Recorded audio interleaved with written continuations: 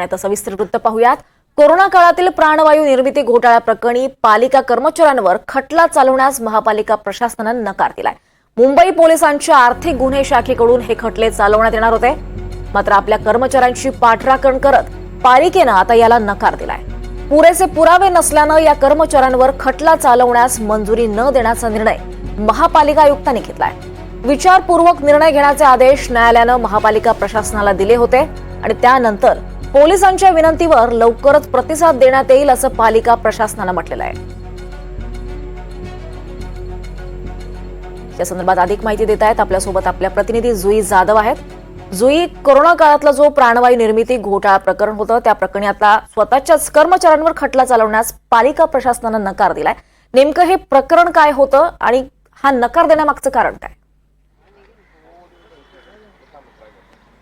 आपण पाहतोय दीपाली की कोरोना काळामध्ये अनेक घोटाळे जे आहेत ते नंतर बाहेर काढले गेले, म्हणजे खिचडी घोटाळा असेल, बॉडी बॅग घोटाळा असेल, ऑक्सिजन घोटाळा असेल।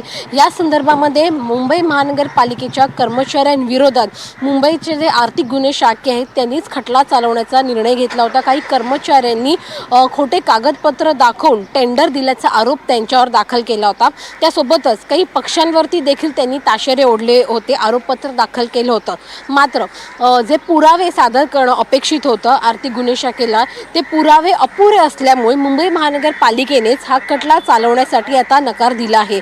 जे कर्मचारी आहेत मुंबई महानगरपालिकेचे त्यांच्या विरोधात हा खटला दाखल करण्याची मागणी मुंबईच्या आर्थिक गुन्हे शाखेने म्हणजे ईडब्ल्यूने केली होती, त्यालाच आता मुंबई महानगरपालिकेचे प्रशासक भूषण गगराणी यांनी परवानगी नकारली आहे। कारण का पुरावे नसल्यामुळे, पुराव्यांचा अभाव असल्यामुळे हा खटला किंवा हे आरोप त्यांच्यावरती लावू नये अशी देखील विनंती त्यांनी न्यायालयाकडे केली आहे।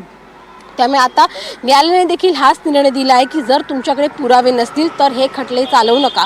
मात्र आता आर्थिक गुन्हे शाखेकडून नेमके कोणते नवीन पुरावे सादर केले जात आहेत का, किंवा कुठली अजून एक नवीन त्यांच्याकडून परवानगी मिळून वेगळ्या अनुषंगाने किंवा वेगळ्या अँगलने ज्याला आपण म्हणतो तपासाची परवानगी मागितली जाते का, हे देखील पाहणं महत्त्वाचं राहणार आहे। परंतु ज्या अधिकाऱ्यांची नावं या संपूर्ण घोटाळ्यामध्ये होती त्यांना कुठेतरी तुर्तास दिलासा न्यायालयाने दिला आहे आणि मुंबई महानगरपालिकेच्या आयुक्तांनी देखील देण्याचा प्रयत्न केला आहे। मात्र आता नेमकं ईओडब्ल्यू काय निर्णय देते आणि काय नवीन दाद न्यायालयाकडे मागते हे देखील पाहणं महत्त्वाचं राहणार आहे। दीपाली, नक्कीच या निर्णयाकडे आपलं लक्ष असणार आहे। धन्यवाद या सगळ्या सविस्तर माहितीसाठी।